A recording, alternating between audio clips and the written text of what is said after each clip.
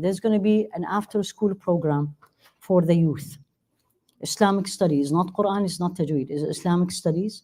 And we're going to actually divide them. This is one of the things we learned from the summer intensive. So there will be a high schooler and there will be middle schooler. So we will have 2 days a week. It's going to be 5 to 7.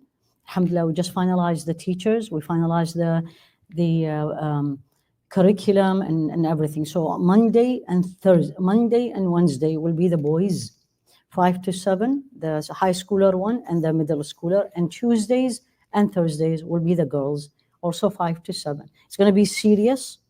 It's not going to be scary, but it's not going to be halaqah. Those of you who were with me in the morning, you've seen the difference between a halaqah and a class. There's a huge difference between class and a halaqah. Class is we call it passive learning. You're just listening. But in a class is, and number one is an interactive, and number two, there is work you have to do. And this is what we need for the youth also, to take it more seriously, but it's also going to be fun. It's a 1-year program.